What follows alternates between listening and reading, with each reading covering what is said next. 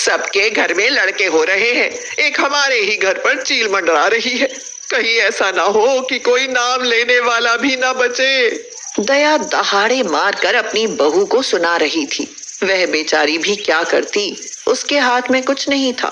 सब भगवान की देन है दया, तेरे बेटे की किस्मत ही खराब है, नहीं तो तीसरी बेटी थोड़ी ही होती। दया भी माथे पर हाथ मारकर कहती है, हाय हाय हाय। सही कह रही हो बहन, क्या 3 पोतियां मेरे ही भाग में लिखी थी। वो देखो, शीला की बहू को 2 जुड़वा लड़के हुए हैं। अंदर गरिमा, जो अभी कुछ समय पहले प्रसव पीड़ा से मुक्त हुई थी, उसकी आंखों से आंसू बह रहे थे। मन ही मन वह भी अपनी किस्मत को कोस रही है। वह भी हर बार बेटे की इच्छा करती रही और हर बार उसकी बेटी होती रही, लेकिन फिर भी गरिमा उस मासूम जान के सिर पर हाथ फेरती हुई बोली, मेरी बच्ची, तू वहां चली जाती जहां तेरी कद्र होती, तेरी बहनों के लिए एक भाई आ जाता, पर तू भी मुझे जान से प्यारी है, तुझे कहाँ फेंक दूं? अपने नसीब का सब साथ लेकर आते हैं, तू भी लाई होगी। अजय गरिमा के पास आया और बोला, अब रोना धोना छोड़ो, अगली बार मुझे बेटा ही चाहिए। ये क्या, मेरे हाथ में है कि बेटा होगा? पहले ही 3 बेटियां हैं, अब और नहीं। अरे वंश चलाने को भी तो कोई चाहिए ना। गरिमा की एक बेटी जन्म के समय ही मर गई, अभी 2 बेटियां मौजूद थीं। अजय एक स्टील कंपनी में काम करता था, उसकी कमाई अच्छी थी। 2 साल बीत गए। 3 बेटियों के बाद गरिमा ने एक बेटे को जन्म दिया। अरे देखो, मैं स्वर्ग की सीढ़ी चढ़ गई, मेरा पोता आया है। माँ, आज मैं बहुत खुश हूँ, आज मैं बहुत खुश हूँ। दादी, मुझे भी दिखाओ भैया कैसा है।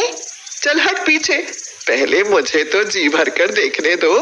दूर रहा कर इससे, मैं नहीं चाहती कि मेरा पोता तुम दोनों की तरह नालायक बने। बच्चे धीरे धीरे बड़े होने लगे। मम्मी, मैं और पूजा सरकारी स्कूल में जा रही हैं और आपने चिराग का दाखिला प्राइवेट स्कूल में कराया है। मम्मी से क्या पूछती हो निशी, मैं बताता हूँ। इधर आओ, मेरी बात सुनो। देखो बेटी, तुम दोनों शादी करके अपने घर चली जाओगे, फिर बुढ़ापे में हमें कौन देखेगा? चिराग ही तो देखेगा ना। अरे वो अच्छा पढ़ेगा लिखेगा, तभी तो उसकी नौकरी लगेगी और वो हमारे बुढ़ापे का सहारा बनेगा। निशी, पूजा, पढ़ाई आखिर पढ़ाई होती है, तुम पढ़ने में ध्यान दो ना। निशी और पूजा पढ़ने में बहुत, लेकिन चिराग को दया और अजय के प्यार ने बिगाड़ दिया था। चिराग, घर चलो, आज मम्मी से तुम्हारी पिटाई कराऊंगी। दीदी, ये आपकी गलतफहमी है, मुझे कोई कुछ नहीं कहेगा। जब घर में पता चलेगा कि तुम इन गंदे लड़कों के साथ बैठकर बीड़ी पी रहे हो, तब देखना क्या होता है। दादी, पापा, मम्मी, देखो अपने लाडले को, झुग्गियों वाले लड़कों के साथ बैठकर बीड़ी पी रहा है। क्यों चिल्ला रही है? आखिर ये लड़का है, ये शौक तो लड़कों में आ ही जाते हैं।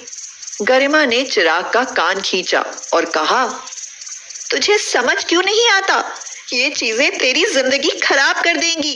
गरिमा, खबरदार मेरे बेटे को हाथ लगाया तो। अरे बड़ा होगा, सब सुधर जाएगा। चिराग की हरकतें बढ़ती ही जा रही थी।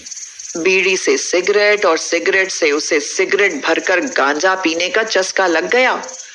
कुछ सालों बाद दादी भी गुजर गई। समय बीतने लगा। निशी और पूजा की शादी हो गई। गरिमा बोली, ये तो अच्छा हुआ कि दोनों लड़कियां अच्छे से पढ़ लिख गईं और उनकी शादी अच्छे घर में हो गई। लेकिन चिराग गलत संगत के कारण ना तो पढ़ पाया और ना ही अपने पैरों पर खड़ा हो सका। तो क्या हुआ? अभी वो अकेला है, शादी हो जाएगी, जिम्मेदारी पड़ेगी तो सब सुधर जाएगा। शादी?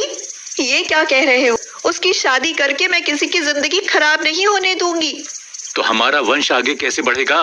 माँ जी को भी तो वंश आगे बढ़ाना था, आखिर क्या मिला? वो तो चली गई, भुगतना तो हमें है। अजय ने उसकी बातें अनसुनी कर दी और कुछ दिनों बाद चिराग की शादी पायल के साथ कर दी। कुछ दिनों बाद पायल कहती है, मम्मी जी, मेरे मायके से जो हार मिला था वह हार नहीं मिल रहा। बेटा, मुझे क्या पता तुम्हारा हार, अपने कमरे में ही ढूंढो। मम्मी जी, मैंने सब जगह ढूंढ लिया। चिराग बाहर से नशे में झूमता हुआ घर आया। पायल ने उससे पूछा, चिराग, तुम्हारी आंखें लाल क्यों है? तुमने शराब पी है? ये शराब की बदबू तो है नहीं, फिर कौन सा नशा करके आए हो? गरिमा और अजय समझ गए कि उसने बहू का हार बेचकर गांजा पी लिया है, लेकिन बहू के सामने कैसे कहें? वह तो इस बारे में कुछ नहीं जानती थी। धीरे धीरे घर से छोटा मोटा सामान गायब होने लगा और एक दिन ऐसा आया कि पायल गरिमा और अजय पर ही चोरी का इल्जाम लगाने लगी। मम्मी जी, आप दोनों के अलावा घर में और कोई नहीं रहता, फिर घर में से चोरी कौन कर रहा है? अरे बहू, एक बार चिराग से तो पूछो। चिराग अपनी ही पत्नी के पैसे और गहने क्यों चोरी करेंगे? चिराग, बोलते क्यों नहीं? अब मैं इनके साथ इस घर में नहीं रह सकती। या तो इन्हें वृद्धाश्रम भेजिए या मैं अपने मायके चली जाऊंगी। हाँ। नहीं पायल, तुम कहीं नहीं जाओगी। मम्मी पापा, भलाई इसी में है कि आप दोनों ही यहाँ से चले जाओ, वरना मैं ही आपका सामान बाहर निकाल कर फेंक दूंगा। आज अजय उस घड़ी को कोस रहा था जब उसने बेटा होने के लिए मन्नत मांगी थी। अपना सम्मान न खो जाए, इसलिए वो दोनों चुपचाप वृद्धाश्रम चले गए। आज उन्हें अपनी बेटियों की बहुत याद आ रही थी। गरिमा, आज 1 सप्ताह हो गया, बहू और चिराग ने हमारी खैर खबर नहीं ली। काश आप और एक बेटे को पैदा करने की जिद न करते। इससे तो अच्छा था कि हमारी एक और बेटी हो जाती। निशी शादी के बाद भी पढ़ाई करके डॉक्टर बन गई है और पूजा, उसका सपना तो पायलट बनने का है। और देखना, उसका सपना जरूर पूरा होगा। हाँ। आप लोगों से कोई मिलने आया है, ऑफिस में आ जाइए। जरूर चिराग आया होगा बहू के साथ हमें घर ले जाने। वो दोनों बाहर आए तो देखा कि बाहर निशी और पूजा खड़ी थी। अपने माँ बाप को ऐसी हालत में देखकर वो रोने लगी। निशी बोली, पापा, अब चलो यहाँ से। अब 1 मिनट और यहाँ नहीं रुकोगे आप। लेकिन तुम्हें पता कैसे चला कि हम यहाँ हैं? मम्मी, जानती हो, चिराग ने भाभी के सारे गहने बेच दिए और घर का सामान बेचते हुए उन्होंने उसे रंगे हाथों पकड़ लिया। भाभी ने पुलिस को बुला लिया। अब चिराग जेल में है। हे भगवान, ऐसा बेटा किसी को मत देना। अब क्या होगा बेटी? कुछ नहीं माँ, चिराग को दादी और पापा के प्यार ने बिगाड़ दिया। हम लड़कियां थी, इसलिए हमेशा इनके प्यार के लिए तरसती रही। खैर, जो हुआ सो हुआ। अब आप घर चलिए। पूजा ने चिराग की जमानत करा के उसे नशा मुक्ति केंद्र में डाल दिया है। और बहू? भाभी घर पर ही हैं। घर जाकर देखा तो पायल घर पर ही मौजूद थी। पायल बोली, मम्मी जी, पापा जी, मुझे माफ कर दो। मैंने आप दोनों पर चोरी का इल्जाम लगाया। दरअसल चोर आपका बेटा था। वह गांजे का नशा भी करता था।